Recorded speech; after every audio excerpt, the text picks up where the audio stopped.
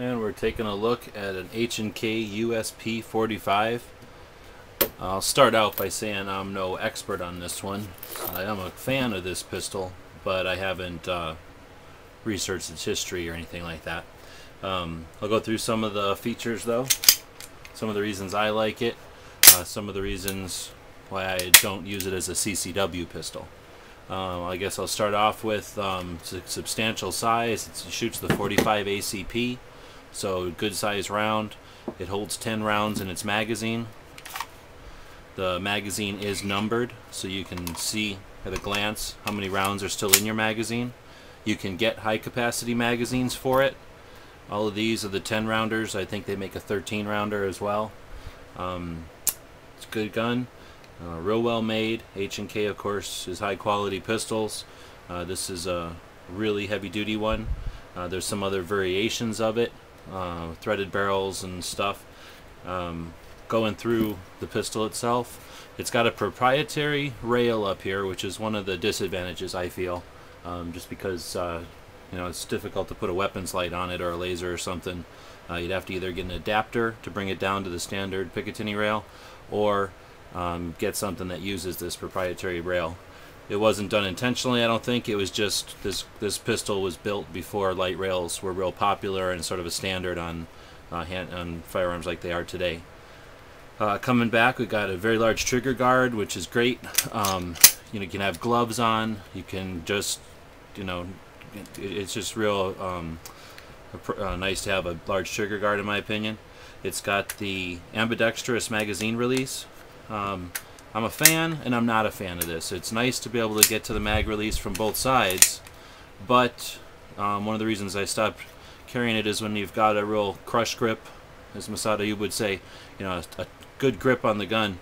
What happens is my fingers get up right around that mag release, and as I'm adding the new mag in, I don't know how well it's going to show up. It as the catch passes the internal part there, the release kind of wiggles, and that almost always pinched my finger there. Not that it's gonna make me drop the gun or anything, but it's just definitely annoying, and it's just, you know, I knew it was going to happen every time I inserted a magazine, so that was something that I didn't like about it. Going up on the front here, we've got some fairly aggressive checkering on the front and some matching checkering on the back strap. Real aggressive. Gets you a good solid grip on the pistol. I really like that part of it. It has some fairly aggressive stippling on the sides, which, you know, there's a lack of finger grooves, but you don't notice it. You really hold on to this pistol real easily. Next, we'll look at that magazine. It's got a floor plate very similar to the Glocks, and that gives, and there's just a bit of a scallop here, which really gives you the ability to get that mag out. It's a completely free drop-free mag, so no matter how you bump that mag release, the mag will drop easily. Stainless steel, well made. Con on this is that it costs quite a bit. They're usually about 50 bucks or somewhere around there. Decent mag though. Coming down, it's got an area here for a retention lanyard. This was back in the days before there was adjustable back straps or anything, so your standard grip size is standard. However, it's really not that bad compared to some of the other pistols, like the XD or the Glock. It's a little smaller, I think, than a Glock, actually, a Glock 21. It's got a, for right now, it's set up with right-handed safety. I believe that this can be flipped over to the other side, though. I just don't know how to do that. But it's got a safety and a decocker here, so 1911 style safety, where flip it up like you would on a 1911 to engage the safety, and then as you're bringing the gun up, you can disengage that safety by dropping it down. If you drop it down more deliberately, past the point of flipping it into fire mode, it'll drop the hammer. And looking at the sights, we've got dovetails.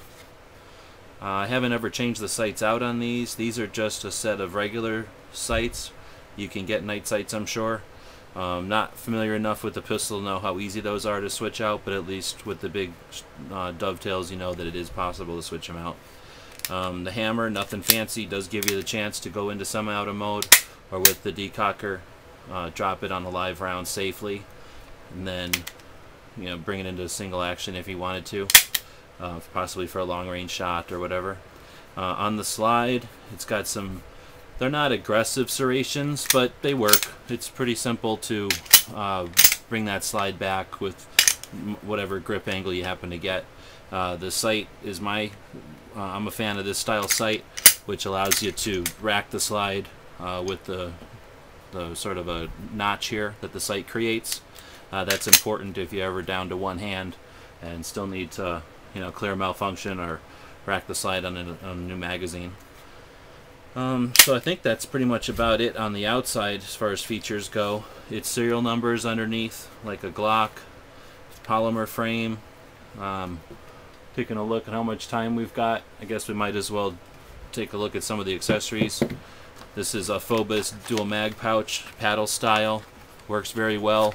It's a little low. I think I'd rather have the pockets go a little bit further down, but with loaded mags, they can, the weight's down here, so they can stay in there pretty decent. But because of the large floor plate and lip, I find the same with my XDs, with any large 45 magazine really, that I'd rather have these cups be a little bit deeper, but still works like a very effective mag pouch. I've got it in a Bianchi, sort of a duty style holster. It's offset so that this part would be on your belt. This gives a room for a jacket or something to come down and still have access to the firearm. It has a retention snap. I'm pretty sure this holster is actually made for a SIG or something, but it works great with the USP45. And again, we've got some gold dots there. So that's a quick introduction to the USP45. It's a decent pistol for its time. It was really top of the line for a while there. Just before the Glocks and the other pistols, that are more modern came out and kind of dominated the area. A little bit lower cost and a little bit more user-friendly features. And again, a little bit smaller. This is a pretty heavy gun. It definitely would be the kind of thing I'd want to take into an armed conflict, because you got a lot of firepower and a very dependable, sturdy weapon, but a little bit more than I'd want to carry every day. Honestly, I did carry this particular one, and again, it was a great pistol, but what I ended up doing is dropping it for the XD45. Not that I feel the XD45 is superior, in fact, I really don't, but what I like about the XD45 over this one is the XD45 is double action only, meaning there's no hammer back here, and the only real issue I had with this one is that when I train with Glocks or with Glock-like pistols.